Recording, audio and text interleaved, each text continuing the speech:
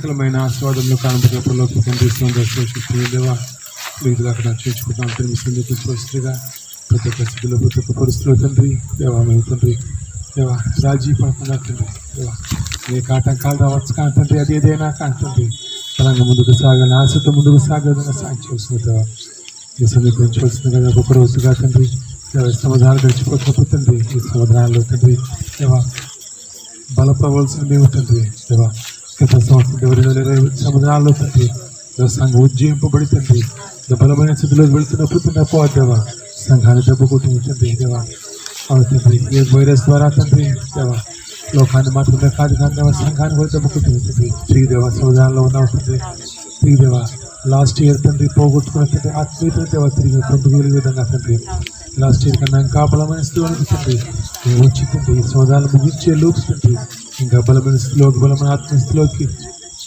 మీరు రాగలి విధంగా సాధించవలసింది దేవా పాటలు ప్రాథమిక వాక్యం పరిశుద్ధాత్మ మీ ద్వారా తండ్రి ఘనత మహిమ ప్రభావం మీరు పొందుకోవాల్సిన సమస్యలు పరిశుద్ధాత్మ దేవా ఏ పరిశుద్ధ నామములో విడిచిన తండ్రి ఆమేన్. నాకు చాలిన దేవుడవు నీవే యేసయ్యా, ఎవరు వర్ణించలేరయ్యా నీ ప్రేమను యేసయ్యా. నాకు చాలిన దేవుడవు నీవే యేసయ్యా, ఎవరు వర్ణించలేరయ్యా నీ ప్రేమను యేసయ్యా. స్తోత్రము యేసయ్యా, స్తుతి స్తోత్రము యేసయ్యా, స్తోత్రము యేసయ్యా, స్తుతి స్తోత్రము యేసయ్యా. నాకు చాలిన దేవుడవు నీవే యేసయ్యా, ఎవరు వర్ణించలేరయ్యా నీ ప్రేమను యేసయ్యా. నా జీవము నీలో దాచి ఉంచావు, నా ప్రతి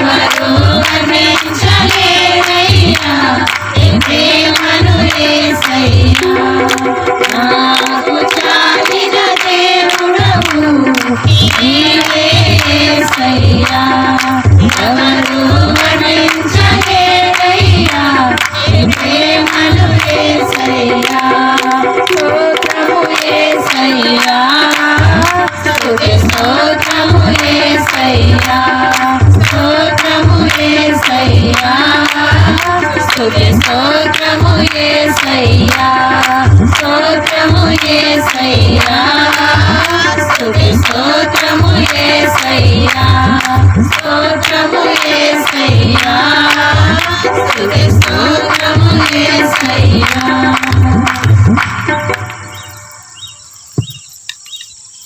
139వ పాట కంటికి రెప్పలా కాపాడే పరమ తండ్రి నీవు.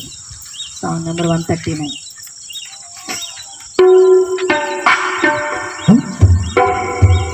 కంటికి రెప్పల కాపాడే పరమ తండ్రివి నీవు ఒంటరిగా నన్ను ఏనాడు విడచువాడవు కావు కంటికి రెప్పల కాపాడే పరమ తండ్రివి నీవు ఒంటరిగా నన్ను ఏనాడు విడచువాడవు కావు రక్షకా నా యేసయ్యా రక్షకా నా యేసయ్యా కంటికి రెప్పల కాపాడే పరమ తండ్రివి నీవు ఒంటరిగా నన్ను ఏనాడు విడచువాడవు కావు ఆకాశమునకు ఎక్కిన అక్కడ నీవు ఉన్నావు సాగర జలముల మధ్యన ఉన్నానేనని అన్నావు ఆకాశమునకు ఎక్కిన అక్కడ నీవు ఉన్నావు సాగర జలముల మధ్యన ఉన్నానేనని అన్నావు నా చుట్టూ కోటగా ఉండి భద్రపరచుచున్నావు సమీపమగు ఆపదకు అడ్డు నిలుచుచున్నావు నా చుట్టూ కోటగా ఉండి భద్రపరచుచున్నావు సమీపమగు ఆపదకు అడ్డు నిలుచుచున్నావు రక్షకా నా యేసయ్యా రక్షకా నా యేసయ్యా కంటికి రెప్పల కాపాడే పరమ తండ్రివి నీవు ఒంటరిగా నన్ను ఏనాడు విడచువాడవు కావు కంటికి రెప్పల కాపాడే పరమ తండ్రివి నీవు ఒంటరిగా నన్ను ఏనాడు విడచువాడవు కావు ఎక్కువ జామున మేలుతో హృదయము నింపుచున్నావు చీకటి కారిన కాంతితో ధైర్యము పెంచుచున్నావు ఎక్కువ జామున మేలుతో హృదయము నింపుచున్నావు చీకటి కారిన కాంతితో ధైర్యము పెంచుచున్నావు నా ముందు వెనుక నీవే ఆవరించుచున్నావు సహాయం అందించుటలో శ్రద్ధ చూపుచున్నావు నా ముందు వెనుక నీవే ఆవరించుచున్నావు సహాయం అందించుటలో శ్రద్ధ చేయుచున్నావు రక్షకా నా యేసయ్యా రక్షకా నా యేసయ్యా కంటికి రెప్పల కాపాడే పరమ తండ్రివి నీవు ఒంటరిగా నన్ను ఏనాడు విడచువాడవు కావు కంటికి రెప్పల కాపాడే పరమ తండ్రివి నీవు ఒంటరిగా నన్ను ఏనాడు విడచువాడవు కావు. హల్లెలూయా. మనసున్న మంచి దేవా నీ మనసును నాకిచ్చావా మనసు మైల మైల నాకై మనిషిగా దిగి వచ్చావా మనసున్న మంచి దేవా నీ మనసును నాకిచ్చావా మనసు మైన మైన నాకై మనిషిగా దిగి వచ్చావా రామది నీ కోవెలగా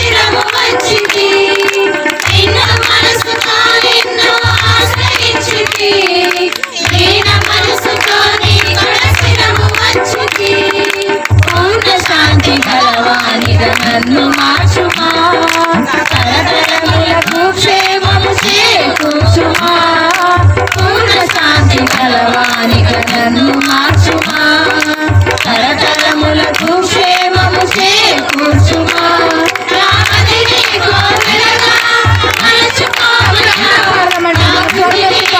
రాజుగా నిలిచిపోవయ్యా రామది నీ కోవెలగా మలచుకోవయ్యా నిలిచిపోవయ్యా మనసున్న మంచి దేవా నీ మనసును నాకిచ్చావా మనసు మలినమైన నాకై మనిషిగా దిగి వచ్చావా మనసున్న మంచి దేవా నీ మనసును నాకిచ్చావా మనసు మలినమైన నాకై మనిషిగా దిగి వచ్చావా రామది నీ కోవెలగా మలచుకోవయ్యా రాముని రాజుగా నిలిచిపోవయ్యా రామది నీ కోవెలగా మలచుకోవయ్యా రాముని రాజుగా నిలిచిపోవయ్యా మనసున్న మంచి దేవా నీ మనసును నాకిచ్చావా మనసు మలినమైన నాకై మనిషిగా దిగి వచ్చావా మనసున్న మంచి దేవా నీ మనసును నాకిచ్చావా మనసు మలినమైన నాకై మనిషిగా దిగి వచ్చావా మనసున్న మంచి దేవా నీ మనసును నాకిచ్చావా మనసు మలినమైన నాకై మనిషిగా దిగి వచ్చావా హల్లెలూయా. జుంటె తేనె దారుల కన్నా ఇస్తున్నామని మాత్రం అనే పాట పాడుతూ దేవుని నామాన్ని మహిమపడతాం. జుంటె తేనె ధారల కన్నా యేసునామమే మధురం యేసయ్య సన్నిధినే మరువజాలను జుంటె తేనె ధారల కన్నా యేసునామమే మధురం యేసయ్య సన్నిధినే మరువజాలను జీవిత కాలమంతా ఆనందించదా యేసయ్యనే ఆరాధించదా జీవిత కాలమంతా ఆనందించదా యేసయ్యనే ఆరాధించదా జుంటె తేనె ధారల కన్నా యేసునామమే మధురం యేసయ్య సన్నిధినే మరువజాలను జుంటె తేనె ధారల కన్నా యేసునామమే మధురం యేసయ్య సన్నిధినే మరువజాలను యేసయ్య నామమే బహు పూజనీయము నాపై దృష్టి నిలిపి సంతృష్టిగా నన్ను ఉంచి యేసయ్య నామమే బహు పూజనీయము నాపై దృష్టి నిలిపి సంతృష్టిగా నన్ను ఉంచి నన్ను దీవించి జీవజలపు ఊటలతో జీవింపచేసెనే నన్ను దీవించి జీవజలపు ఊటలతో జీవింపచేసెనే జుంటె తేనె ధారల కన్నా యేసునామమే మధురం యేసయ్య సన్నిధినే మరువజాలను జుంటె తేనె ధారల కన్నా యేసునామమే మధురం యేసయ్య సన్నిధినే మరువజాలను యేసయ్య నామమే బలమైన దుర్గము నా తోడై నిలిచి ప్రేమముగా నన్ను దాచి యేసయ్య నామమే బలమైన దుర్గము నా తోడై నిలిచి ప్రేమముగా నన్ను దాచి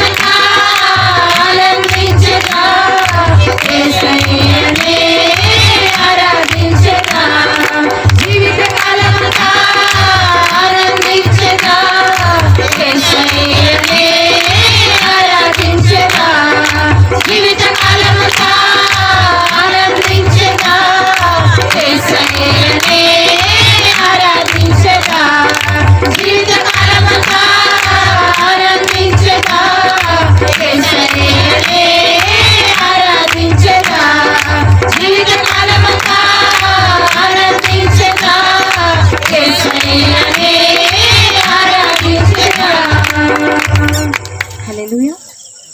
ఆశీర్వాదములకు కానుకలకు తండ్రి సంతోషిస్తుంది దేవా. మీరు దాకా చేర్చుకుంటాం తండ్రి. మీ సంధి కూర్చోవలసిందిగా తండ్రి దేవా. ప్రతి ఒక్క స్థితిలో దేవా, ప్రతి ఒక్క పరిస్థితిలో తండ్రి దేవా, ఎప్పుడు ఎక్కడ అతని వెనుకడుగా వేయకుండా అతని వెనుక తప్పిపోకుండా తండ్రి దేవా. మీరు ప్రతిసారి తండ్రి ఒకే మాట తండ్రి ప్రార్థనగా చేస్తాను తండ్రి. ఇది రొటీన్ కాదు తండ్రి. ఎందుకంటే దేవా, ప్రతి ఒక్క క్రైస్తవుడు తండ్రి దేవా పడిపోయి ఇక్కడే తండ్రి దేవా, వెనుకడుగు వేయటం దేవా, రాజీ పడటం తండ్రి దేవా. మా క్రైస్తవ జీవితాల్లో మీరు చేసే తండ్రి ఎక్కడో కాదు రాజీ పడే తండ్రి. మీ మాట వినటంలో మేము రాజీ పడతాం తండ్రి. మీ మాట వినటంలో వెనుకడుగు వేస్తాం తండ్రి.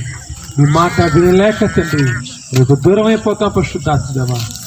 దేవా నెమ్మదిగా రాజీ పడి తండ్రి అపవాదం దగ్గర చేసుకుంటాం తండ్రి దేవా. మీకు దూరం అయిపోతాం తండ్రి దేవా.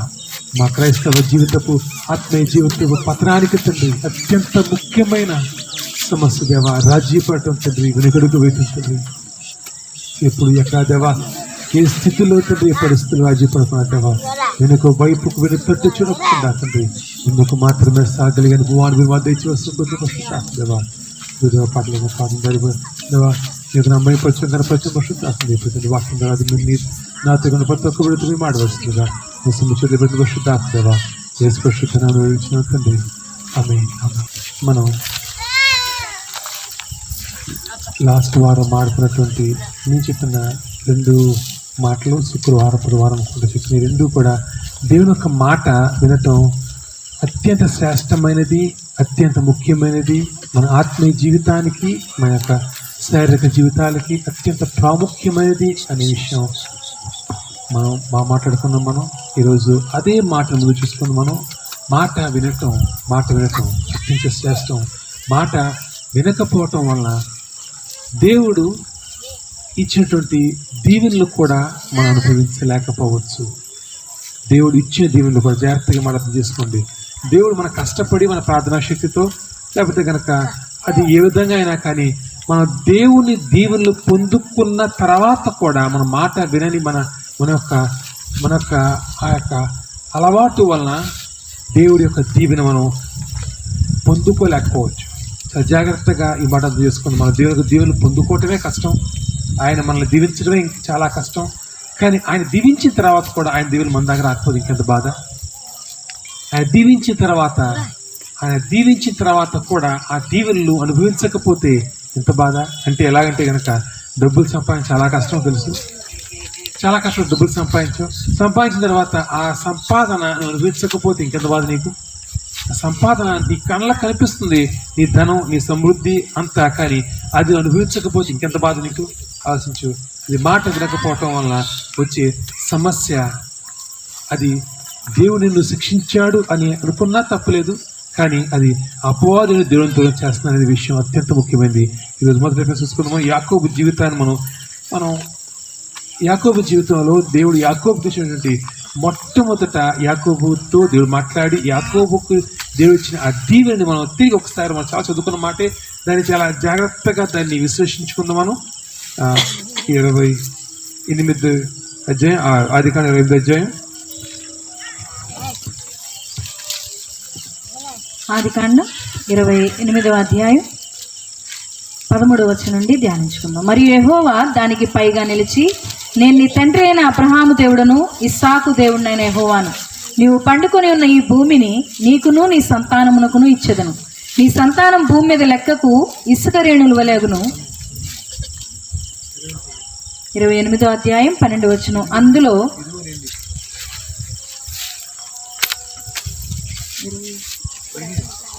15, ఇదిగో నేను నీకు తోడయుండి నీవు వెళ్ళు ప్రతి స్థలమందు నిన్ను కాపాడుచు ఈ దేశంలోకి నిన్ను మరలా రప్పించదును. నేను నీతో చెప్పినది నెరవేర్చే వరకు నిన్ను విడువునని చెప్పగా. చాలా జాగ్రత్తగా ఈ మాటను మీరు కుదిరితే కనుక బైబుల్ హైలైట్ చేసుకోండి. చాలా జాగ్రత్తగా మాట చూడండి. దేవుడు యాకోబుతో మాట్లాడుతున్న మాట, దేవుడు యాకోబుకి ఇచ్చినటువంటి వాగ్దానం, దీవెన, అది ఏదనుకున్నా కానీ చూడండి. ఇదిగో నేను నీకు తోడయుండి నీవు వెళ్ళు ప్రతి స్థలం ముందు నిన్ను కాపాడుచు ఈ స్థలమునకు నిన్ను ఈ దేశమునికి మరలా రప్పించు, ఈ దేశమునకు నిన్ను నేను మరలా రప్పించదను. చూడండి, నేను నీతో చెప్పినది నెరవేర్చే వరకు నిన్ను విడువునని చెప్పగా, నేను నీతో చెప్పినది నేను నెరవేర్చే వరకు నేను నిన్ను విడిచిపెట్టను. అంటే దేవుడు ఎంత ఖచ్చితమైన మాట అది. చూడు, ఒకే మాటని ఆయన 3 రకాలుగా 3 సార్లు దాన్ని వివరిస్తున్నాడు. అదే మాట అర్థం చేసుకున్నట్లే. చూడండి, మొదలుగా ఏమంటున్నాడు, నేను ఈ దేశాన్ని తిరిగి రప్పిస్తాను. ఈ దేశాన్ని తిరిగి రప్పించటం గురించి నువ్వు ఎక్కడికి వెళ్తే వస్తాను, అక్కడలా కాపాడతాను. 2 మాటలు తర్వాత చూసి చివరిగా ఉంటున్నాడు, ఇక్కడ నేను చెప్పిన మాట నెరవేర్చే వరకు నేను నిన్ను విడిచిపెట్టను. అంటే ఆయన ఎంత గ్యారంటీగా చెప్తున్నాడు ఆయన. చూడండి, ఆ గ్యారంటీ మనం అర్థం చేసుకోండి. యాకోబు దగ్గర దీవిస్తున్నాడు, నీకు బిడ్డలు ఇస్తానయ్యా, లేకపోతే నీకు ఆస్తిని ఇస్తానయ్యా, ఈజీ అయిపోయింది కాదండి. అంత ఈజీగా చెప్పట్లేదు. ఖచ్చితంగా బల్లగుంది చెప్తున్నాడు, నేను నిన్ను దీవించబోతున్నా. ఎటువంటి దీవెనలో కూడా చెప్తూ ఈ దేశాన్ని కేవలం ఒక ఇల్లు, ఒక పొలం చెప్పలేదు, ఈ దేశాన్ని నీకు నీ సంతతికి ఇస్తాను. ఇది ఇవ్వటం గురించి నువ్వు ఎక్కడికి వెళితే, ఎందుకు ఆ మాట అంటున్నాడు? ఇప్పుడు యాకోబు ఎక్కడికి వెళ్తున్నాడు? తన పుట్టినటువంటి దేశం, తన తండ్రిని, తన తాతని దేవుడు తీసుకొచ్చినటువంటి ఆ కనాను దేశం విడిచిపెట్టి తిరిగి లోకమైనటువంటి తన తాత అంటే అబ్రాహాము విడిచిపెట్టిన ప్రాంతానికి, చాలా జాతి గమనించిన అబ్రాహాము విడిచిపెట్టిన ప్రాంతానికి వెళ్తున్నాడు. ఎప్పుడు ఆ యాకోబు తండ్రి లేనప్పుడున్నా ఆ అబ్రాహాము విడిచిపెట్టినటువంటి ఆ ప్రాంతాన్ని ఇస్సాకు వెళ్ళాడా? వెళ్ళదు. ఎప్పుడు తండ్రి ఆ తాత అబ్రాహాము విడిచిపెట్టిన ఆ స్థలాన్ని అబ్రాహాము దేవుడు ఎక్కడి నుంచి అయితే పట్టుకున్నాడో ఆ స్థలంలో నుంచి ఆ అబ్రాహాం దేవుడు దిగొచ్చాడు. దిగొచ్చిన తర్వాత ఇస్సాక్కి వివాహం చేయాల్సిన సమయం వచ్చినప్పుడు అబ్రాహాం అన్నాడు, నా కొడుకు వెళ్ళడు, నేను వెళ్ళను, కానీ నువ్వు వెళ్ళి ఆ ఎవరినైతే వివాహం చేసుకో అమ్మాయి తీసుకురా అంటాడు. ఎవరితో? ఎలియాజరుతో అంటాడు. అంటే అర్థం ఏంటి? నేను వెళ్ళను, నా కొడుకు వెళ్ళడం, ఇష్టం లేదు మాకు వెళ్తాం. అక్కడికి వెళ్ళటం పాపమో పుణ్యమో పక్కన పెడితే కనుక దేవుడు అక్కడే తీసుకొచ్చాడు కాబట్టి నేను తిరిగి ఆ ప్రదేశం వెళ్ళను. అది ఖచ్చితంగా అబ్రాహాము కానీ ఇస్సాకు కానీ నిలబడినటువంటి ఆ మాట ఇప్పుడు ఎవరు బ్రేక్ చేస్తున్నారు? దేవుని యొక్క మాటని ఇప్పుడు యాకోబు బ్రేక్ చేస్తున్నాడు.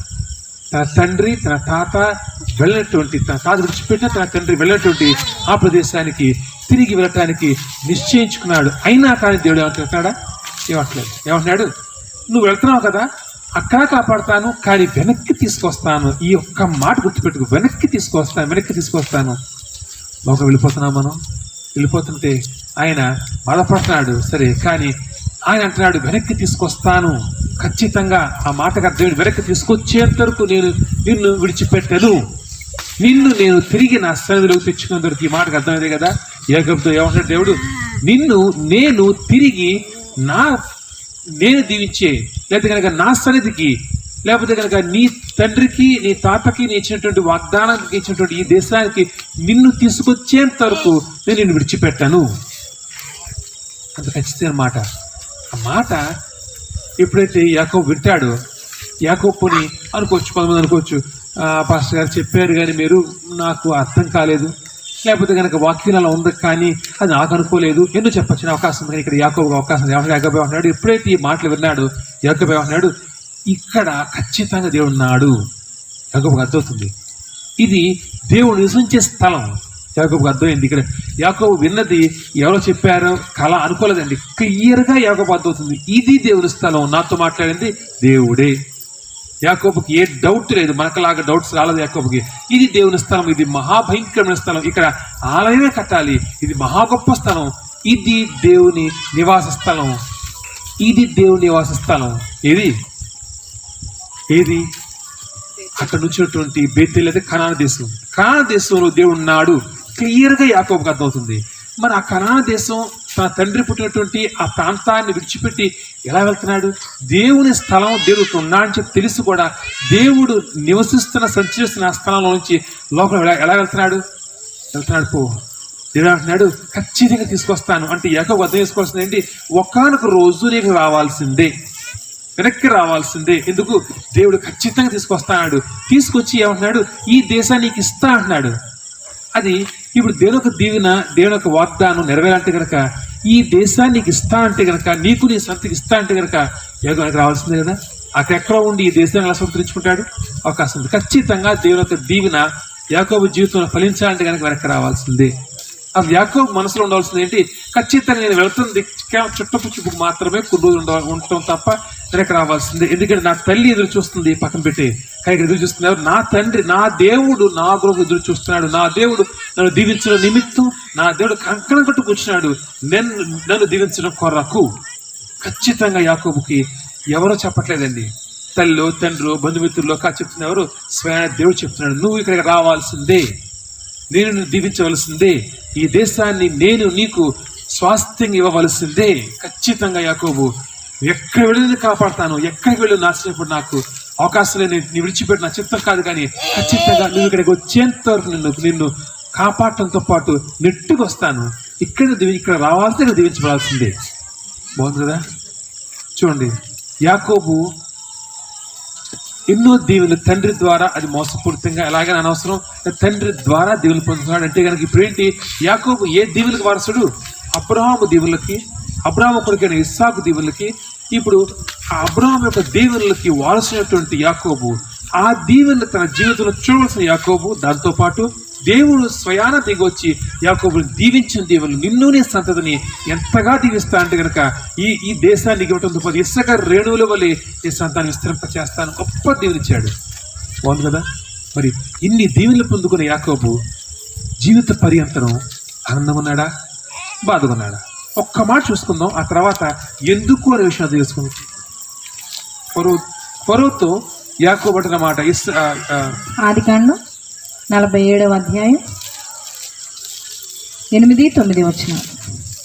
ఫరో, నీవు జీవించిన సంవత్సరములెన్ని అని యాకోబును అడిగినందుకు యాకోబు, నేను యాత్ర చేసిన సంవత్సరములు 130, నేను జీవించిన సంవత్సరములు కొంచెముగాను దుఃఖసహితమైనవిగా ఉన్నవి. అవి నా పితరుల యాత్ర చేసిన దినముల్లో వారు జీవించిన సంవత్సరములన్నీ కాలేదని ఫరోతో చెప్పి. చాలండి, ఇక్కడ యాకోబుతో ఇక్కడ రాజు అయినటువంటి ఫరో మాట్లాడుతున్నాడు. ఎందుకంటే కనుక ఇక్కడ యోసేపు తండ్రిగా యాకోబు వచ్చాడు. యోసేపు అంటే ఆ ఫరోకి చాలా గౌరవం, చాలా ఆ ప్రేమ. కాబట్టి ఇక్కడ తను గౌరవించే యోసేపు యొక్క తండ్రి ఎంతో గొప్పవాడు అయి ఉంటాడు. కాబట్టి ఆ ఫరో అడుగుతున్నాడు, నువ్వు నీ వయసు ఎంత? చాలా వృద్ధుడు కనిపిస్తున్నటువంటి యాకోబు, నీ వయసు ఎంత అంటే కనుక ఏం చెప్తున్నాడు? వయసు ఎంత అంటే చెప్పాల్సిన ఆన్సర్ ఏంటి? ఇంత వయసు. కానీ ఏం చెప్తున్నాడు?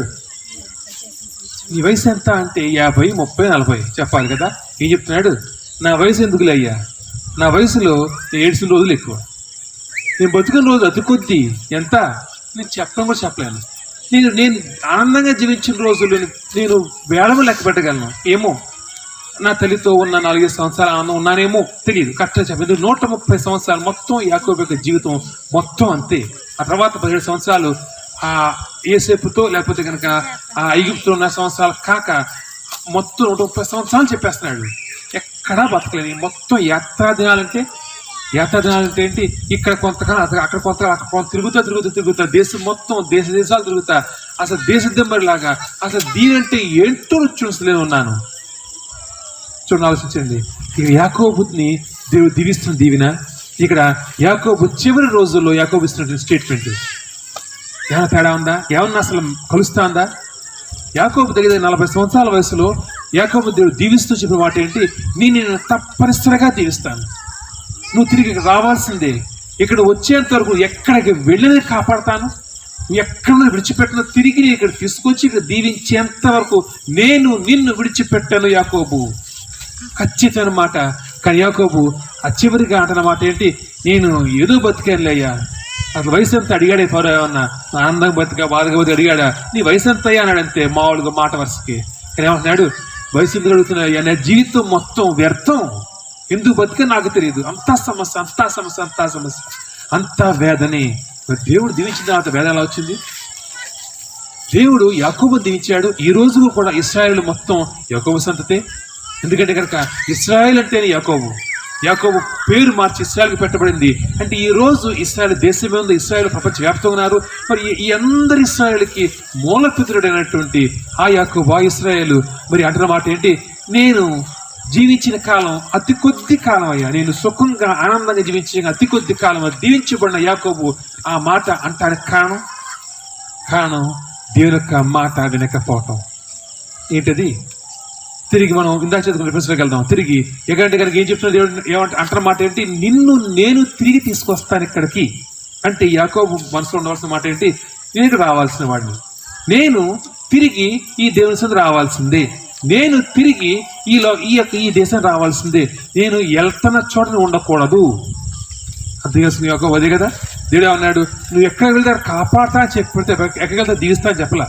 నువ్వు ఎక్కడుంటే అక్కడ నేను ఉంటాను, నువ్వు ఏ దేశంలో ఉంటే ఆ దేశంలో ఆ దేశం నీకు ఇచ్చేస్తాను చెప్పలా. చూడండి, జాగ్రత్తగా అర్థం చేసుకుని ఆ దీవెన యొక్క మర్మం అర్థం చేసుకోండి. నువ్వు ఎక్కడికి వెళితే కాపాడుతాను చెప్పాడు తప్ప ఎక్కడికి వెళితే అక్కడ దీవిస్తాను, లేకపోతే నువ్వు ఏ దేశంలో ఉంటే ఆ దేశం నీకు ఇస్తాను చెప్పలా. కాపాడి ఎక్కడ తీసుకొచ్చి ఈ దేశంలో తీసుకొచ్చి ఈ దేశాన్ని నీకు పెళ్ళికి ఇస్తా అన్నాడు. అంటే యాకోబు మనసు ఉండవలసింది ఏంటి? నేను ఖచ్చితంగా వెనక్కి రావాల్సిన వాడనేమో, ఎక్కడ సెటిల్ అయ్యే అవకాశం లేదు, ఎక్కడ నాకు దీవెన లేదు, ఎక్కడ క్షేమం లేదు. దేవుడు కాపాడుతానంటే అర్థం ఏంటి? నీకు క్షేమం లేదు కాబట్టి దేవుడు కాపాడాల్సి వస్తుంది. ఎక్కడా క్షేమం లేదు నాకు, ఎక్కడా దీవెన లేదు నాకు, ఎక్కడ సెటిల్ అయ్యే అవకాశం లేదు, నేను తిరిగి ఇక్కడికి రావాల్సిందే.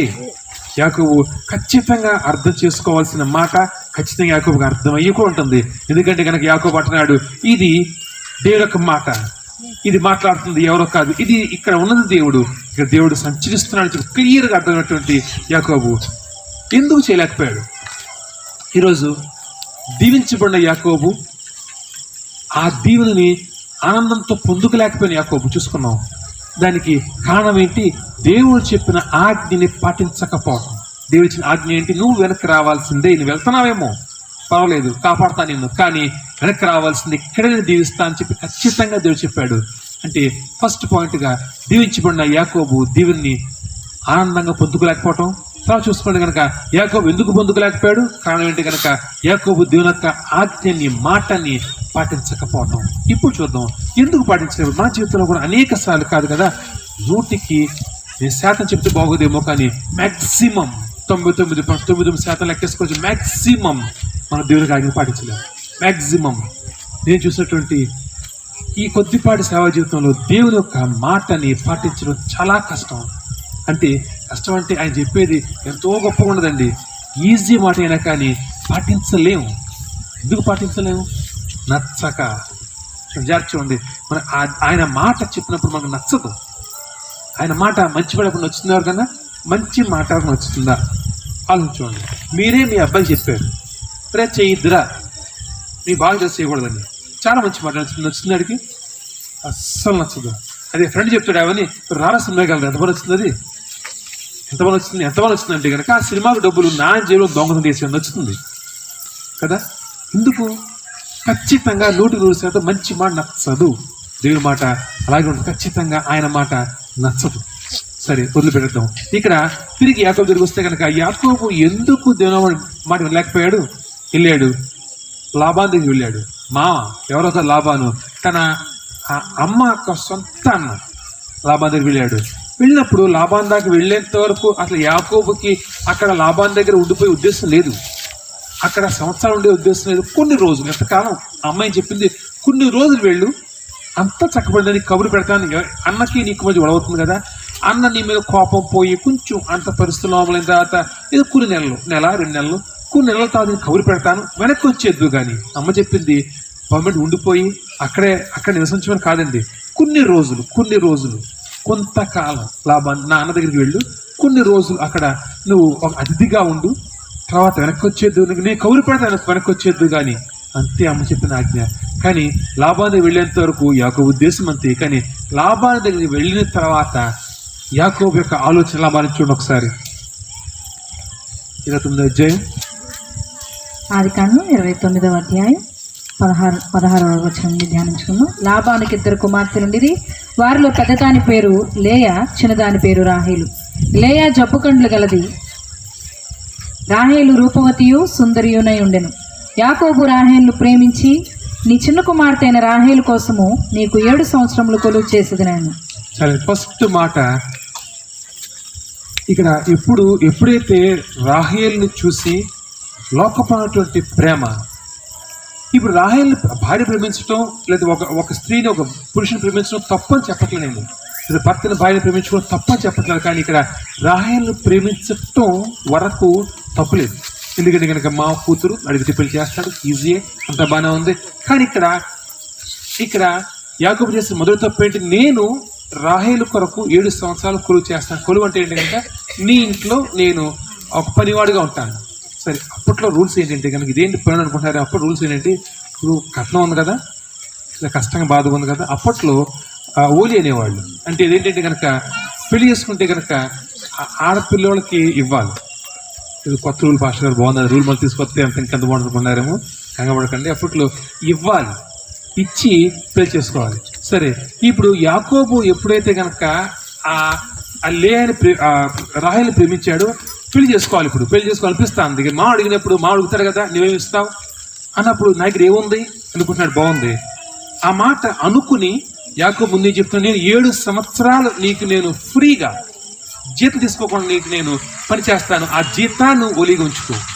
బాగుంది. కానీ ఒక్కటి తిరిగి ఆలోచించు, యాకోబు ఎవరు కొడుకు? యాకోబు అత్యంత ధనవంతుడైనటువంటి ఇస్సాకుడు, అత్యంత ధనవంతుడు. ఎందుకంటే కనుక చూడండి, ఇస్సాకు గురించి చెప్తే కనుక ఇస్సాకు ఎప్పుడైతే కనుక ఆ ఎడారిలో వర్షాలు పడిన సమయంలో పొలం దున్ని నాట్లను విత్తినప్పుడు అక్కడ వాక్యం చూడండి ఏమంటాడు. ఇలాంటి మాట ఏంటి? ఎలాగా ఇస్సాకు మరింతగా హెచ్చేంత వరకు, ఇస్సాకు పూర్తిగా దీవించేంత వరకు, దీవించబడేంత వరకు అంచెలంచెలుగా దీవిస్తూ పోయాడంట దేవుడు. ఎంతగా ఆ దేశపు రాజు వచ్చి భయపడి ఇస్సాకు, అయ్యా ఇంత దీవించబడుతున్నావు, నన్నేమో చేస్తావేమో అని ఇస్సాకుతో రాజు ఒడంబడిక చేసుకున్నాడు. నువ్వు నన్నేమి చేయకూడదు, నేనేమి చేయను అంటే ఇస్సాకు ఎంత ధనవంతుడు. ఇస్సాకు ఎంత ధనవంతుడు. రాజు సైతం, దేశపు రాజు సైతం ఇస్సాకుతో వచ్చి ఒప్పందం చేసుకుని నన్నేమనద్దయ్యా, నన్నేమనద్దు. ఎంతగా దీవించబడ్డాడు. పోనీ అబ్రాహాం ఎటువంటి గొప్ప ధనవంతుడు. 3 రాజులు అబ్రాహాముతో యుద్ధం వచ్చినటువంటి ఆ ధనాన్ని పంచుకుంటే అబ్రాహాం ఏమంటాడు, నాకు ఏమీ అక్కర్లా, మొత్తం పట్టుకోండి, నాకేం అక్కర్లా, దేవుడు నాకు సమృద్ధికి ఇచ్చాడు. ఎంతో ధనవంతుడు. అంటే అంత ధనవంతుడి మనవడు, ధనవంతుడి కొడుకు ఇప్పుడు ఏమంటున్నాడు, 7 సంవత్సరాలు నేను పని చేస్తాను. ఎందుకు? ఇంకా మాట చూసుకుందాం. పని ఇక్కడ ఇస్సాకు గురించి భార్య నిమిత్తం పంపించినే కదా, ఎలియాజర్ని పంపించినప్పుడు అసలు రెబెకా ఇస్సాకు చూసిందా? అదే లాబాను చెల్లి కనీసం ఇస్సాకు చూసిందా? చూడకుండా, ఎలా ఉంటాడో తెలియకుండా, గుణగుణాలు ఏమీ తెలియకుండా నేను పెళ్లి చేసుకుంటా అని చెప్పి అలా వచ్చేసిందే. మరి నువ్వు పెళ్లి చేసుకుంటా అన్నప్పుడు నీ మామ ఎందుకు ఇవ్వండి నీకు? ఆలోచించు. ఈ ఆలోచనలో మార్పు ఎక్కడొచ్చింది? ప్రేమ. లోకాన్ని ప్రేమించినప్పుడు నీ బుర్ర పనిచేయదు. సింపుల్ మాట చెప్తున్నారు. లోకాన్ని ప్రేమించినప్పుడు నువ్వు ఎటువంటి దేవుని కుమారుడు, దేవుడు అంతగా నిన్ను ప్రేమిస్తున్నాడు, నీ నుంచి దేవుడు ఏం కోరుకు, నీకేమి కనిపించదు, వినిపించదు, అర్థం కాదు. అది అత్యంత మూర్ఖమైనటువంటి స్థితిలోనికి ఇక్కడ యాకోబు నెట్టబడ్డాడు. చూడండి, ఈ మాట ఇచ్చే ముందు ఆలోచించు. అసలు 6 సంవత్సరాలు 7 సంవత్సరాలు ఎలా చేస్తాడు కొలువు అంటే ఇక్కడ ఉండిపోవాలి కదా. నెక్స్ట్ మాట అంటాడు వెంటనే లాభం అంటాడు, అయితే ఇక నుంచి నువ్వు మాతో ఉండు. ఆ మాటతో అయిపోయింది ఇక దేవునికి సన్నిధి. మాతో ఉండు అంటే నువ్వు వెనక్కి వెళ్ళవలసి, నువ్వు చుట్టపు చూపుకు వచ్చావు, వెనక్కి వెళ్ళిపోవాల్సి, నువ్వు నీ దేశాన్ని వెనక్కి వెళ్ళిపోవాలి, కానీ ఇక్కడ ఇంకా మాతో సెటిల్ అయిపో. ఖచ్చితంగా ఒప్పుకున్నాడు ఆ మాటకి. ఒక్క మాట మాత్రం రాయబడింది. కానీ కుమార్తెను ఇచ్చేటప్పుడు లాభాన్ని ఎన్నో అడుగుంటాడు కదా, నువ్వు మీ నాన్నలాగా మీ తాత వెళ్ళిపోతావా, మా దగ్గర ఉంటావా అంటే ఏమంటాడు, ఉండిపోతాను మామ, రాహాయి గురించి ఏమో చేస్తాను అని ఉంటాడు కదా. కాబట్టి ఇక్కడ రాయబడి ఉంది మాతో ఉండు అంటే ఇంకా పూర్తిగా ఇంకా రాహాయిలు కొరకు దేవుడిచ్చిన దీవెనని మర్చిపోయి దేవుని యొక్క సన్నిధి అన్నటువంటి ఆ స్థలాన్ని విడిచిపెట్టి తన తరతరాలకి దేవుడు స్వాస్థ్యంగా ఇస్తున్నటువంటి ఆ దేశాన్ని సైతం అట్లా అన్నీ మర్చిపోయాడు. ఇంకా అన్నీ మర్చిపోయాడు. ఒకటే గుర్తుంది, రాహాయిలు మాత్రమే. ఈరోజు లోకం మనల్ని అంతగా ఆకర్షిస్తుందా? లోకపు ఆనందం, లోకం యొక్క మెరుపులు, ఆనందం కాదు, లోకపు మెరుపులు ఎంతగా ఆకర్షిస్తున్నాయంటే కనుక దేవుని సన్నిధిని సైతం మర్చిపోయేంత, మర్చిపోయేంత. చూడండి, యాకోబుకి ఎప్పుడైతే రాహేలు చూస్తున్నప్పుడు, తర్వాత చూస్తే కనుక 7 సంవత్సరాలు కొలువు చేస్తాడు. ఆ తర్వాత ఏమైంది, లియా ఇవ్వబడిందంట. తర్వాత మళ్ళా 7 సంవత్సరాలు కొలువు చేయడానికి సిద్ధపడతాడు. ఫస్ట్ 7 సంవత్సరాలు అప్పుడే రాసి ఉంటుంది. రాహేలును చూస్తూ 7 సంవత్సరాలు అసలు యాకోబుకి అసలు గుర్తే లేదు. 7 సంవత్సరాలు కనిపిస్తున్నా అలా దొలిపోయినాయి అంట. చూడండి, లోకపు మెరుపు ఒక మనిషిని దేవునికి ఎంతగా దూరం చేస్తుందో అనుకుందాం మనం. యోగం అనుకోవచ్చు, అంతా బాగా ఉంది కదా, నిజమే, ఆ దేవుడు ఇస్తానటువంటి ఆ లోకము, దేవుడు ఇస్తున్నటువంటి ఆ గొప్ప దేశము, గొప్ప దీవెను రాకపోవచ్చు, కానీ ఇక్కడ రాహేలు ఉంది కదా, బాగుంది కదా, అంతా బాగుంది కదా. చూడండి, అప్పుడు స్థితి ఏంటంటే కనుక యాకోబు వెనక్కి రాకపోవడానికి కారణం లోకమైనా, కానీ ఒక స్థితి ఏంటంటే కనుక ఒకవేళ యాకోబు గుర్తొచ్చినా దేవుడు అనుకుండొచ్చు, అంతా బాగానే ఉంది కదా, ఇదే దేవుడు దీవెనేమో, అంతా బాగానే ఉంది కదా, చాలా జాగ్రత్తగా గమనించండి, అంతా బాగానే ఉంది కదా. మనకి ఒక్కొక్కసారి అనిపిస్తుంటుంది, మన లోకంలో ఉన్నా కానీ లోకం యొక్క మెరుపులు మనం చూస్తున్నప్పుడు అనిపిస్తుంది అంతా బాగానే ఉంది కదా అనిపిస్తుంది ఒక్కోసారి. అది ఎలా అంటే కనుక, ఇప్పుడు మన బిడ్డలు చెప్తుంటా, నేను ఖచ్చితంగా కుటుంబంగా రావాలి, మన చుట్టూ అనుకుంటా రకరకాల ఆజ్ఞలు చెప్పాను, సరే అండి పక్కన పెట్టండి. ఇప్పుడు మన బిడ్డలు లోకంలో ఉన్నప్పుడు అనుకుంటాం మనం, పాస్టర్ గారు తీసుకురా అనుకుంటాం మనం, అంతే చెప్తాడే నా డ్యూటీ, నా పిల్లలు ఎంత బాగున్నారు, లోకంలో ఎంతో ఆనందంగా ఉన్నారు. ఇప్పుడు ఆనందంగా ఉన్న వాళ్ళని ఇప్పుడు ఏమని చెప్పను, ఆలోచించండి. ఆనందంగా ఉన్నాడు, అంతా బాగుడు, వ్యాపారం చేసి ఉద్యోగం చేసుకున్నాడు, సుఖంగా ఉన్నాడు. ఇప్పుడు ఆయన బలవంతం చేస్తే కనుక చెదిరిపోతాడేమో, నామె కోపం వచ్చేస్తున్నామో, ఎప్పుడోకప్పుడు తెలిసి వస్తాడేమో, ఇప్పుడు గట్టిగా అంటే కానీ అసలు రాడేమో. చాలా జాగ్రత్తగా మంచి నీ మాటని. లోకంలో ఉన్నట్టు నీ కొడుకుని చూసుకుని, నీ కూతురు చూసుకుని అనుకుంటాం, బాగానే ఉన్నాడు కదా, ఎందుకు ఇంత అర్జెంటుగా దేవుడు ఇబ్బంది పెడుతున్నాడు, ఎందుకు పాస్టర్ అంతా బాధపడుతున్నారు, ఎందుకు అంతా బాగుండు కదా, అంతా బాగున్నప్పుడు ఇప్పుడు నేను బలవంతం చేస్తే కనుక అసలు ఎప్పటికైనా వచ్చే అవకాశం ఉందేమో, బలవంతం అసలు రాడేమో, అంతే అంటారు. టైం వచ్చి ఆడే వస్తాడు. చాలా బాగుంది కదా, చాలా ఈజీగా. యాకోబు కూడా చాలా ఈజీ అనుకున్నాడు, అంతా బాగానే ఉంది కదా, ఎందుకు ఈ గొడవ అంతా. రాహేలు పెళ్లి చేసుకుంటే కనుక ఆనందం, లాభాన్ని ఉన్నాడు, నా మామ, నా జీవితం అంత ఈజీగా బాగుంది కదా. రాహేలుకి ఆవిడ మామను చూస్తే అనిపించింది కదా, దేవుడి కన్నా ఎక్కువ అనిపించాడు మామతో ఉండటానికి. రాహేలు మామతో ఉండటానికి యాకోబు ఎంత ఇష్టపడ్డాడు, తండ్రిని తల్లిని అన్నీ మర్చిపోయి అసలు లాభాలతో ఉండటానికి ఇష్టపడాడు కదా. మరి 20 సంవత్సరాలు తిరిగినాయి. ఆ తర్వాత లాభాన్ని నుంచి యాకోబు ఏం చేస్తున్నాడు, పారిపోతున్నాడట. ఇప్పుడు 20 సంవత్సరాల తర్వాత లాభం నచ్చట్లే ఇంకా యాకోబుకి. లాభాన్ని నుంచి యాకోబు పారిపోయే స్థితి. లాభాను యాకోబు వెంటాడుతున్నాడు చంపటానికి. ఎలా వచ్చిన స్థితి? ఏ లోకాన్ని అయితే నువ్వు ప్రేమించి, ఏ లోకం మెరుగులైతే నువ్వు పడిపోయి ఇంకా దేవుని సన్నిధినే దేవుని విడిచిపెట్టేసుకున్నావు, ఒకనొక రోజు ఆ లోకమే నీకు ఎదురు తిరుగుతున్నావో జాగ్రత్త. ఆ బిడ్డలే నువ్వు ఎవరినైతే కనుక లోకంలో పెట్టుకుని జాగ్రత్తగా పెట్టుకుని పూజించుకుని వాళ్ళు బాగున్నా ఎంతో తపన పడుతున్నావే, వాళ్ళకి ఎదురు తిరిగిన రోజు నువ్వు ఇంకా బతకటం అనిపిస్తుంది, ఇంక వ్యర్థమేమో అనిపిస్తుంది. యాకోబు ఆ 20 సంవత్సరాల దెబ్బ. యాకోబు ఎప్పుడైతే కనుక దేవుని యొక్క మాట వినకపోయి, ఎప్పుడైతే దేవుడు వెనక్కి రావాల్సిందే చెప్పి దేవుడు చెప్పినా కానీ దాన్ని అర్థం చేసుకోక తన ఆనందాన్ని అక్కడ యాకోబు రాహేలు వెతుక్కున్నాడు. తన ఆనందాన్ని యాకోబు రాహేలు వెతుక్కున్నాడు. ఖచ్చితంగా ఆస్తి, సంపద, తల్లి, తండ్రి. తల్లి ఎంతగానో ప్రేమించిందంట. తల్లి అసలు ఊసేయలేదు. అసలు ఇంకెక్కడ బైబిల్లో అసలు తల్లిని యాకోబు చూసినటువంటి మాట ఇంకెక్కడ లేదు. తల్లి చనిపోయినప్పుడు కూడా యాకోబు లేడు అక్కడ. ఎంతగా ప్రేమించాడు రాహేల్ని. రాహేలులో తన జీవితాన్ని చూస్తున్నాడు. అంతగా ప్రేమించిన రాహేలు యాకోబుతుందా? ఎంతగా ఉంది. రెండో కొడుకు బెన్యామీను పుడుతున్నప్పుడు ప్రసవం చనిపోయిందంట. ఎప్పుడు యాకోబు తన జీవించిన 130 సంవత్సరాలు ఎప్పుడు యాకోబు ఆనందం అనేది ఎప్పుడూ చూడలేదు. ఆనందానికి దగ్గరగా వెళ్ళేవాడు, ఆనందం పారిపోయేది. కారణం, నువ్వు దేవుని సన్నిధి నుంచి నువ్వు పారిపోతే ఆనందం నీ నుంచి పారిపోతుంది. చాలా జాగ్రత్త గుర్తుపెట్టుకో. దేవుని యొక్క ఆజ్ఞ, ఆయన ఒక ఆజ్ఞ నీకు ఇస్తున్నప్పుడు అది నీకు ఒక సెన్స్ లేనిగా ఉంటుంది. అంటే ఆ ఎందుకు ఇస్తే చెప్తున్నలాగా మాట, ఆ మాట ఎందుకు ఇలా చెప్పాలి, ఎందుకంత కఠినం, ఆ మాట ఇలాగేదో చెప్పాలి, ఈజీగా చెప్పచ్చు కదా, లేకపోతే కానీ ఇది చేయకపోతే వచ్చి నష్టం ఏంది, నేను బతికే దాంట్లో తప్పే ఉంది, నేను ఎవరు కొడుతున్నాను, ఏదోతా చేస్తాను, అంతా బాగుంది కదా అని దీని యొక్క మాట చాలా ఈజీగా కోపం తీసుకుంటాం. కానీ ఆయన మాటలో చాలా మర్మాలు ఉన్నాయి. యాకోబుతో చెప్పాడు, ఖచ్చితంగా దేవుడు వెనక్కిరా, ఈ దేశానికి ఇస్తాను. కానీ ఆ దేశాన్ని అయితే యాకోబుకి ఇచ్చాడు, కానీ యాకోబు మాత్రం అనిపించలేకపోయాడు. దేవునికి ఇచ్చిన వాగ్దాన్ని నెరవేరుస్తాడు ఖచ్చితంగా. కానీ ఆ నెరవేర్చే సమయంలో నువ్వు దాన్ని చూస్తూ ఉండిపోతావు, దాన్ని అనిపించలేమో చూసుకో.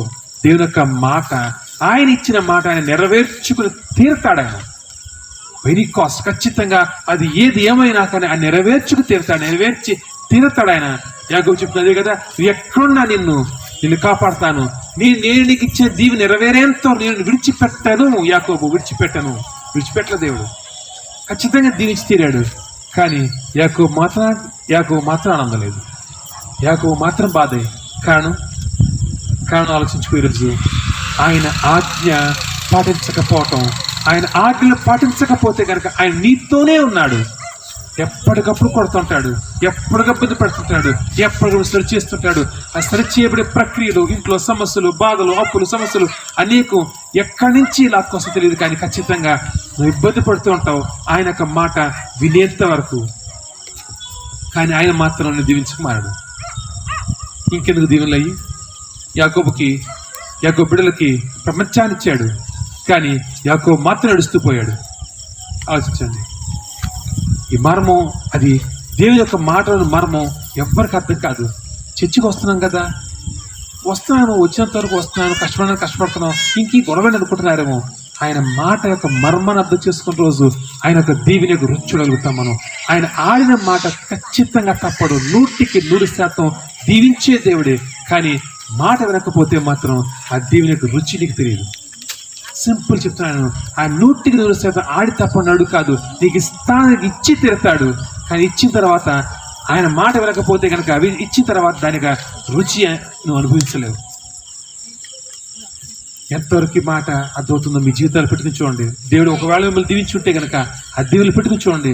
దేవుడు మీకు ఎంతైనా ఇస్తాడు, ఏమైనా ఇస్తాడు, అడిగిందాలు ఇస్తాడు. కానీ ఒకవేళ నువ్వు ఆయన మాటకు దూరంగా ఉంటే కనుక దేవుడు ఇచ్చిన దాన్ని నువ్వు ఆనందంగా అనుభవించలేవు. అది నువ్వైనా, నేనైనా, ఎవరైనా కానీ. ఎందుకంటే కనుక మాట వినటం అత్యంత శ్రేష్టం, మాట వినటం అత్యంత ప్రాముఖ్యం. ఆ మాట వినటాన్ని పక్కన పెట్టద్దు. మన బిడ్డలు లోకంలో ఉన్నారు కదా, పర్వాలేదు కదా, లోకంలో ఉంటే నష్టం ఉంది, వాళ్ళు ఏం తప్పు చేస్తున్నారు, ఏం పాపం చేస్తున్నారు, నేనేం చెప్పగలను అనుకుంటున్నామో జాగ్రత్త. అది దేని యొక్క ఆజ్ఞ, నువ్వు ఆజ్ఞని పాటించకపోతే కనుక ఆజ్ఞని నువ్వు అది ఊరిని సరదా సలహా అనుకోమాక, అది ఖచ్చితమైన మాట, ఖచ్చితమైన ఆజ్ఞ. అది నువ్వు పాటించకపోతే కనుక ఒకానొక రోజు అది ఇబ్బందిగా మారితే, ఒకానొక రోజు ఎవరినైతే నువ్వు అతిగా ప్రేమించి నువ్వు లోకంలో జాగ్రత్త చూడండి, ఎప్పుడు చూడండి, ఎవరైతే అతిగా ప్రేమిస్తారో లోకంలో ఉంటారు, అవునా కదా? జాగ్రత్తగా గమనించండి. ఎవరిని నువ్వు అతిగా ప్రేమిస్తావు వాళ్ళే నీకు ఎదురు తిరుగుతారు. కాదని చెప్పగలరా? ఎవరినైతే నువ్వు అతిగా ప్రేమిస్తావో వాళ్ళే నీకు ఎదురు తిరిగేది, వాళ్ళే కాదా? అవునా? ఎవరిని అతిగా ప్రేమిస్తావో, నువ్వు ప్రేమించాల్సిన దేవుణ్ణి ఎవరి మీదైతే నువ్వు ఆశ పెట్టుకుని ఎవరిని అతిగా ప్రేమిస్తావో ఆటోమేటిక్గా నీకు ఆ దూరం అయిపోతారు. అది ఇందాక చెప్పింది నీకు తెలిసింది, ఇప్పుడు చెప్పింది రహస్యం, అది దేవుడు నీకు చేసేది. ఎవరిని అతిగా ప్రేమిస్తావో, దేవుని కన్నా ఎక్కువ నువ్వు ఎవరిని ప్రేమిస్తావో వాళ్ళు నీకు దూరం అయి తీరుతారు. నీ ఎక్స్పీరియన్స్ చూసుకో. ఎవరిని అతిగా ప్రేమిస్తావో ఖచ్చితంగా వాళ్ళు విరోధం అవుతారు, ఎక్కడో చోట ఏదో రకంగా. నువ్వు నీ ప్రేమ పక్కన పెట్టు, నీ ఆలోచనలు పక్కన పెట్టు, నీ ఉద్దేశాలు పక్కన పెట్టు. ఒక్కటే పెట్టుకుని నీ మనసులో, నీ జీవితంలో దేవుని యొక్క మాటని పాటించాలి. దేవుని యొక్క మాటని అది ఏదైనా కానీ లోకపు మెరుగుల్లో పడిపోకూడదు. యాకోబు ఏ విధంగా అయితే కనుక లోకపు హంగుల్లో, మరుపుల్లో ఆ మెరుగులు ఎలా పడిపోయాడు, రాహేలు చూసినప్పుడు ఏ విధంగా దేవుని యొక్క సన్నిధి, తండ్రి, తల్లి మొత్తం మర్చిపోయాడు. నువ్వు మర్చిపోవద్దు. దేవుని యొక్క దీవెన సైతం మర్చిపోయాను యాకోబు. 20 సంవత్సరాలు పట్టింది తిరిగి దేవుని కొరకు ప్రార్థన చేయడానికి, దేవుని కొరకు మోకరించడానికి 20 సంవత్సరాలు పట్టింది యాకోబుకి. అంతగా లోకపు మాయలు పడిపోయిన యాకోబు మనం పడుతున్నామా? ఆలోచిద్దాం. దేవునికి దూరంగా నువ్వు ఎంత పరిగెట్టినా కానీ, దేవుడిని దీవించి ఉన్నా కానీ, ఆ దేవుని కలవనున్నా కానీ ఆ దేవుని బట్టి నీకు ఏ ఆనందం లేదు. యాకోబు జీవించిన కాలంలో ఎప్పుడు ఆనందం లేదు. ఎందుకంటే కనుక ఇద్దరు భార్యల మధ్య ఎప్పుడు గొడవలే, పిల్లల మధ్య ఎప్పుడు గొడవలే. అసలు ఆనందం, మనశ్శాంతి, సమృద్ధి అని ఏ మాటకి అర్థమే లేదు. కానీ యాకోబు సంతతి మాత్రం దీవించబడింది. ఆలోచించండి, యాకోబు మాత్రం దీవించబడ్డాడు, ఆ దీవెన మాత్రం యాకోబు తెలియదు. మాట ఇన్నిసార్లు చెప్తున్నానంటే కనుక నా అదే ఎంతమంది అర్థమవుతుందో. యాకోబు మాత్రం దీవించబడ్డాడు, కానీ ఆ దీవెన దీవించబడిన సంగతి యాకోబు తెలియదు. అంతే కదా? యాకోబు పేరు మార్చబడింది, ఇశ్రాయేలుగా మార్చబడింది. ఇశ్రాయేలీలు లేని దేశం ఈరోజు ప్రపంచంలో లేదు. ఇశ్రాయేలీలు మంచి మంచి పొజిషన్స్లో, ఇశ్రాయేలు గొప్ప పొజిషన్స్లో లేని అసలు ప్రొఫెషనే లేదు. ప్రపంచంలో ప్రతి ఒక్క చోట ఇశ్రాయేలు ఉన్నారు. ఆ ఇశ్రాయేలుకి మూలపిత్రుని దేవుడు అత్యధికంగా దీవించాడు, కానీ ఆ దీవెన ఆయన తెలియదు. అలా అసాధ్యమైంది. కారణం యాకోబు దేవుని ఒక మాట, దేవుని ఉద్దేశం అర్థం చేసుకోక పాటించకపోవటం వల్ల మాత్రమే ఈరోజు మనం ఎలా ఉన్నాం. అంత యాకోబు అంత గొప్పగా దీవించబడే అర్హత మనకు ఉందో లేదో, కానీ మనల్ని దేవుడు కొంచెం దీవెనైనా కానీ అది మనకు తెలిసే వంటి దీవెన అయి ఉండాలి. అలా ఉండాలంటే కనుక ఆయన మాటను వినాలి. లోకపు హంగుల్లో నుంచి, లోకపు ఆ మెరుపుల్లో నుంచి ఎప్పుడు బయటకు వస్తావు. లోకపు మెరుపు నీ కాళ్ళలో మెరుస్తున్నంత వరకు దేవుని యొక్క వెలుగు నీకు అర్థం కాదు. వెలుగుకి మెరుపుకి మధ్య డిఫరెన్స్ ఉందండి. లోకం అది వెలుగు కాదు, మెరుపు మాత్రమే. మెరుపు వలన చూడండి, మెరుపు అంటే ఏంటనుకుంటున్నారు? ఆ ఫ్లాష్ స్టేషన్ చూసారా? ఫ్లాష్ స్టేషన్ అలా కొట్టుకుని ఉంటాయి. అది కొట్టుకుని ఎంత బాగుంటుంది చూడటానికి, కానీ దాంట్లో బుక్ చదవగలవా? ఎందుకు పనికిరండి? ఆ మెరుపులు ఎందుకు మనకి తలనొప్పి వస్తుంది తప్ప. ఆ మెరుపులు అనుకుంటాం ఎంతో గొప్ప వెలుగు అనుకుంటాం, కానీ లోకం ఇచ్చేది కేవలం మెరుపులు మాత్రమే. అది అలా అలా ఆరి ఎలిగి నిన్ను ప్రోత్సహించేది కేవలం నిన్ను లోకంలో లాగేది మాత్రమే, అట్రాక్ట్ చేసేది మాత్రమే. దాంట్లో వెలుగు లేదు. దేవుని యొక్క వెలుగు కాన్స్టెంట్గా నిన్ను క్రమానుసారంగా అభివృద్ధి చెంది, ఆ వెలుగు నీ యొక్క అవసరతను బట్టి ఇంకా ఇంకా ఎక్కువగా వెలుగు అభివృద్ధి చెందుతూ నీ జీవితాన్ని సరైన మార్గంలో పెడుతూ నిన్ను దీవించే ఆ వెలుగును చూసుకుని, ఆ చిన్నదే కదా, చిన్న ట్యూబ్ అనుకుంటున్నావు, గొప్ప గొప్ప వెలుగులో పరిగెడుతున్నావు, గొప్ప గొప్ప ఆ యొక్క కాంతి అనుకుంటున్నావు, కానీ అది మెరుపులు మాత్రమే. ఆ మెరుపులు ఒకానొక రోజు నేను పూర్తిగా ముంచేసి జాగ్రత్త. యాకోబుని ఆ మెరుపులే ముంచేసి లోకపు ప్రేమ, రాహేలు ప్రేమ, దేవుడు సైతం, దేవునికి దేవుని సైతం, తల్లి తండ్రి సైతం ప్రతి ఒక్కరిని మర్చిపోజేసినటువంటి ఆ లోకపు ప్రేమ ఒకానొక రోజు తన ప్రేమించిన లోకమే దూరం అయిపోయింది. యాకోబుకి తన ప్రేమించినటువంటి భార్య దూరం అయింది. ఆ తర్వాత ఆ భార్య ప్రేమ మొత్తం ఎవరు అంటే రాహేలు ఎప్పుడైతే చనిపోయిందో రాహేలు మీద ప్రేమ మొత్తం పెట్టినాడు, యోసేపు పెట్టినాడంట. యోసేపు మీద పెట్టుకుని యోసేపుకి ఒక విచిత్రమైన అంగి కుట్టించాడంట. ఆ అంగి యొక్క స్పెషాలిటీ ఏంటంటే కనుక ఎక్కడ కుట్టు కనిపించకుండా ఒకటే కుట్టుతో గొప్ప అంగి చేత్తు కుట్టాడంట. ఎంత ప్రేమ అంటే కనుక వాళ్ళందరూ పనిచేసేవారు. యాకోబు యోసేపు మాత్రం పనిచేసేవాడు కాదంట. 15 సంవత్సరాల వయసులో ఏ పని చేయక్కలేదు, వాళ్ళందరూ పనిచేస్తున్న చుట్ట మాత్రం యోసేపు పని. ఎంత ప్రేమ, అనలో అసూయపడేంత ప్రేమ. యేసు ఏమైపోయాడు? యాకోబు దృష్టిలో చనిపోయాడు. అంటే యాకోబు ఎవరిని ప్రేమించాడో వారిని దేవుడు అలా లాగేశాడు. రాహేలు ప్రేమించాడు, రాహేలు లేదు. యేసుని ప్రేమించాడు, యేసేపు లేదు. లాస్ట్కి బెన్యామీన్ మీద ప్రేమ పెట్టినాడంట. బెన్యామీన్ కూడా అక్కడ చెరసాలలో ఉంచబడ్డాడంట. యాకోబు చచ్చిపోవడం అనుకున్నాడంట. అంటే అటువంటి దీనస్థితి దిగిన తర్వాత మళ్ళా యాకోబు ప్రాంతం మొదలుపెట్టాడు. అయ్యా నువ్వు చెప్పు, ఇప్పుడు ఏం చేయాలి? కారణం యాకోబు ఎంచుకున్న తర్వాత ఎవరిని యాకోబు ఎక్కువ ప్రేమిస్తే వాళ్ళల్లా యాకోబు నుంచి దేవుడు దూరం చేశాడు. ఎప్పటికైనా నా యాకోబుని అర్థం చేసుకుంటాడా? ఎప్పటికైనా నా యాకోబు నేను ప్రేమించినంత నన్ను ప్రేమిస్తాడా? ప్రేమించలేకపోయాడు. ఎప్పటికీ ప్రేమించలేకపోయాడు. కాబట్టి అంటున్నాడు, అయ్యా నేను జీవించినంత అన్ని దినాలు దుఃఖ దినాలే. కాను దుఃఖ దినాలు కాదయ్యి. యాకోబుని సరిచేయడానికి దేవుడు అనేక రకాల పరీక్షలు, అనేక రకాల సమస్యలు పెడుతున్నాడు. నన్ను చూడు, నా వైపు చూడు, నన్ను ప్రేమించు. యాకోబు నన్ను ప్రేమించు, నేను అత్యధికంగా ప్రేమిస్తున్నాను, అత్యధికంగా దీవించి తెలిసాను, నన్ను ప్రేమించు యాకోబు, నా వైపు చూడు అంటున్నాడు. యాకోబు మాత్రం అవి దుఃఖ దినాలుగానే మిగిలిపోయినాయి. ఎప్పటికీ యాకోబు ఆ యొక్క దేవుని దీవెని అర్థం చేసుకోలేకపోయాడు. కానీ యాకోబు యొక్క దీవెనలు ఎవరికి షిఫ్ట్ అయినాయి? యేసేపుకి. యేసేపు యొక్క దీవెన ప్రపంచం చూసింది. యేసేపు ఆ దీవెనని యాకోబు అనుభవించవలసిన దీవెనని యేసేపు రుచి చూస్తున్నాడు. ఎప్పుడైతే యేసేపు గురించి చెప్తున్నాడంటే కనుక అసలు యాకోబు ఎలా దీవించబడాలో యేసేపు చూస్తే అర్థమవుతుంది. యేసేపు జీవితం ఏంటి? బానిసగా ఉండవలసిన ప్రాంతంలో, ఆ దేశంలో ఆ దేశాధిపతి రాజు అంటున్నాడు, నా తర్వాత నువ్వే, నేనంటూ ఎవరు లేరు, రాజు నువ్వే, ఒక కీడంత రాజు నువ్వే. ఇశ్రాయేల్ అంటే ఐగుప్తీయులకి అత్యంత హేయం అంట. కానీ ఆ హేయుడైనటువంటి ఆ యేసేపుని ప్రతి ఒక్కళ్ళు శ్రావణలు కొట్టేవాళ్ళు. ఆలోచించు, నీ శత్రు దేశంలోకి వెళితే నీ శత్రువులందరూ చీకొట్టాల్సిన ప్రదేశంలో శత్రువులందరూ నిన్ను సలాం కొడుతున్నా ఉంటుంది. నీకు ఎక్కడ దేవుడు దీవించాడు యేసేపుని? శత్రు దేశంలో ఊహించిన దానికన్నా అత్యధికంగా యేసేపు ఎప్పటికీ ఊహించలేని గొప్ప స్థితిలో యేసేపు అంట. యేసేపు కొరకు చూడండి, ఒక్క యేసేపు కొరకు రాజు ఏం చేశాడు? ఒక ప్రాంతం, ఒక రాష్ట్రాన్ని ఇచ్చేసాడు. ఇది నీకు మొత్తం దేశం మొత్తం నీ ముందు యేసేపు ఎక్కడ కావాలంటే ఎన్ని వేల లక్షల ఎకరాలు కావాలంటే తీసు మొత్తం నీదే. ఎవరి గురించి? నీ బంధు జనాంగం గురించి, 70 మంది నీ బంధు జనాంగం గురించి ఎంతనే తీసుకో, ఏమైనా చేసుకో. అది దీనికి అంతం ఉందా? అది యాకోబు పొందుకోవాల్సిన దీవెన, యేసేపు కళ్ళతో చూస్తున్న దీవెన. యేసేపు ఎక్కడికి వెళ్ళినా గౌరవమే. ఇప్పటికి కూడా యేసేపు యొక్క విగ్రహం ఐగుప్తులో ఉందంట, ఈజిప్ట్లో ఉందంట. ఇప్పటికీ యేసేపు యొక్క విగ్రహం ఈజిప్ట్లో ఉందంట. కారణం ఎంతగా దీవించబడ్డాడు. ఆ దీవెని కళ్ళారా చూసినటువంటి యేసేపు.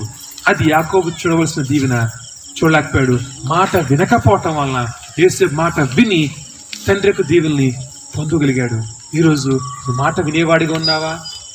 మాట వినటం వినకపోవటం అది నీ చేతుల్లో ఉంది. కానీ ఆయన మాత్రం ఆయన పని ఆయన చేసుకుంటూ వెళ్ళిపోతాడు. నేను ఎంచుకుని నిన్ను దీవించేస్తాడు. కానీ ఆ దీవెన నీకు తెలియదు. ఖచ్చితంగా దీవిస్తాడు. ఎందుకంటే కనుక ఆయన ఉద్దేశాన్ని, ఆయన ప్రణాళికని, ఆయన రాసి పెట్టినటువంటి ఆ రాత ఎవరు మార్చలేదు. ఖచ్చితంగా ఆటోమేటిక్గా జరిగిపోతుంది అది. కానీ అది తెలియదు. ఆ దేవుని యొక్క రుచి నీకు అర్థం కాదు. ఒకసారి మా అమ్మగారు నాతో అన్నారు, దేవుడు ఆయన విధి ఉంటుంది, ఆయన ఉద్దేశం ఉంటుంది, ఆయన రాత ఉంటుంది. అది రాసిన తర్వాత మన భక్తి చేయడం వల్ల చేయడం ఏం జరుగుతుంది? కరెక్టే కదా? ఆలోచించండి. ఇప్పుడు మీకు ఆలోచన వస్తే కనుక ఆయన జగత్మాన వేయబడక మునిపే నీ గురించి నా గురించి ఆయనకు ఒక ప్రణాళిక కలిగి ఉన్నాడు. నేను ఎలా కొట్టాలి, ఎలా దిగించాలి అంతా ఆయనకు ఒక సిద్ధాంతం, ఒక పని ఉంది. అది చేస్తాడు కదా. ఇప్పుడు నువ్వు భక్తి బాగా చేస్తే కనుక, అది భక్తి చేయకపోతే ఆయన చేసే పని మారిపోద్దా? ఎలా మారుతుంది? అవకాశం ఉందా? పని మారదు, కానీ నీ ఫీలింగ్స్ మారిపోతాయి. ఎలాగా? నిన్ను కొట్టాలి, కానీ నీవు మంచి భక్తిపడిగా ఉంటే కనుక నువ్వు కొడతాడు, కానీ నీకు దెబ్బ తెలియదు. కొడతాడు నిజమే, కానీ కొట్టినట్టే తెలియదు నీకు. ఆయన కొట్టడంతో పాటు నిన్ను అరచేతులు మూసేస్తాడు. నేను నెక్స్ట్ అదే కేసులో నిన్ను దీవించాలి, కానీ నువ్వు ఎటువంటి మాట వినవు. నిన్ను దీవిస్తాడు, కానీ దీవించి రుచి తెలియదు నీకు, దీవించిన సంగతి తెలియదు నీకు. రెండు చేయగలడు. అంటే ఆయన విధి మారదు, కానీ నువ్వు అనుభవించేది మారుతుంది నీ భక్తిని బట్టి. క్లియర్గా చెప్తున్నాను. ఇది మీరు లాజికల్గా అర్థం చేసుకుంటే కనుక అర్థమవుతుంది. చాలా లోతైన మాట. ఆయన విధి మారదు, ఆయన ఎవరిని ఏం చేయాలని విధి మారదు, కానీ నీ అనుభవం మారుతుంది. నువ్వు దీవించటం, ఇప్పుడు నేను దీవించడం దేవుని చిత్తం. ఇప్పుడు 1,00,000 రూపాయలు, 1,00,00,000 రూపాయలు దేవుని చిత్తం. కానీ నువ్వు మాట వినస్థితిలో ఉన్నావు, ఇచ్చేస్తా 1,00,00,000 రూపాయలు, కానీ నేను ఎలాంటి సమస్యలు పెడతా అంటే కనుక అనుకుంటావు. ఎందుకు రా బాబు 1,00,00,000 అనుకుంటావు. అదేందా? ఇండియన్ బిడ్డలు కొట్టేసుకుంటున్నారు. ఆ 1,00,00,000 రూపాయలు బిడ్డలు కొట్టుకుంటారు. ఆ 1,00,00,000 రూపాయల గురించి ఇండియన్ సమస్యలు అని ఒక రోజు పడదు అనుకుంటావు. నాకు 1,00,00,000 రూపాయలు ఎందుకు వచ్చినాయి, రాకపోతే అంత బాగుంది అనుకుంటావు. అదే మాట వినిస్థితిలో ఉన్నావు.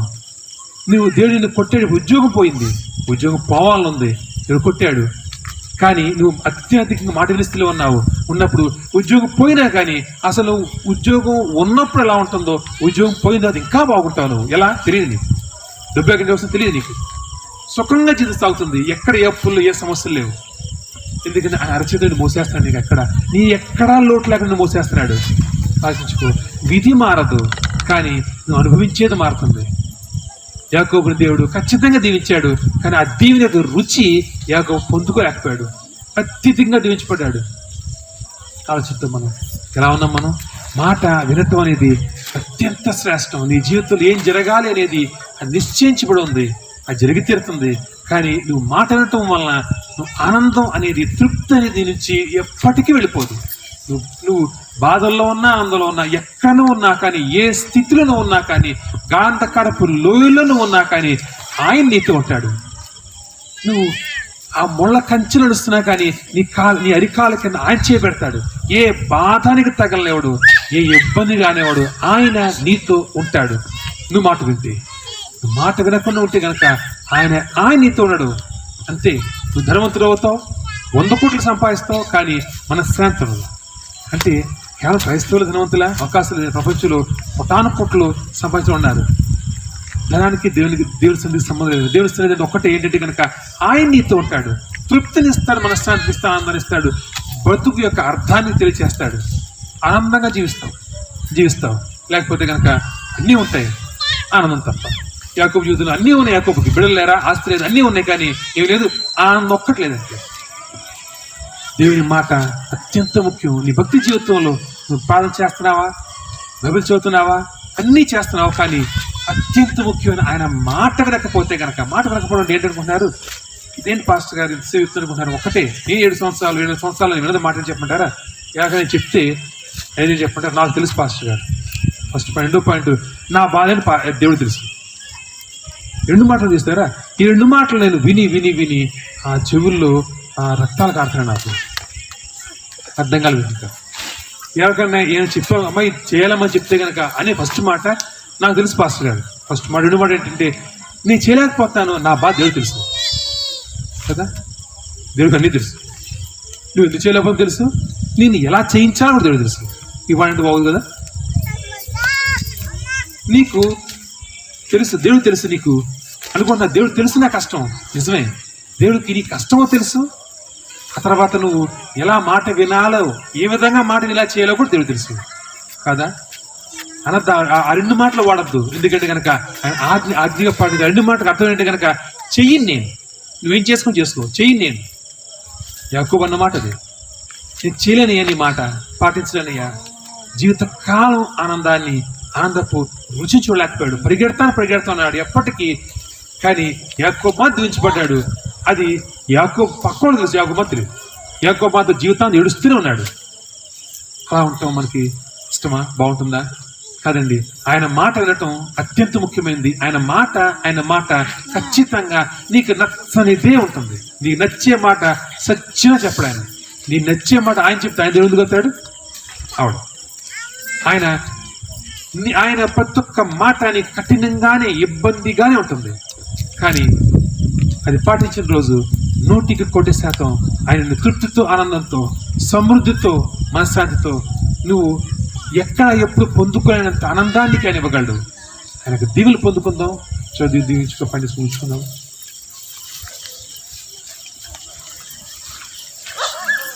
ప్రార్థన. సకలమైన ఆశ్రకామతో పరలోక తండ్రి దేవా, మీరు అక్కడ ఆశ్రయించుకుంటున్నాను. మీ సందర్శించవలసిందిగా ప్రతి ఒక్క స్థితులు, ప్రతి ఒక్క పరిస్థితులు తండ్రి ముందుకు సాగా దేవా, ముందుకు సాగా తండ్రి. మీ యొక్క ప్రణాళిక తెరివి ఉద్దేశాన్ని అర్థం చేసుకునే వారంగా ఉన్నా తండ్రి. మాట విని తండ్రి దేవా, మీరు మమ్మల్ని దీవించబోయేటప్పుడు తండ్రి ఆ దీవిని యొక్క రుచి మాకు తెలియాలి తండ్రి. మీరు దేవ దెబ్బ తగిలినా కానీ తండ్రి ఆ దెబ్బలో సేతం దేవా మరి కాలికి కూడా తండ్రి ముళ్ళు గుచ్చుకోకుండా దేవా నీ చేతితో ముళ్ళు మోస్తావు తండ్రి.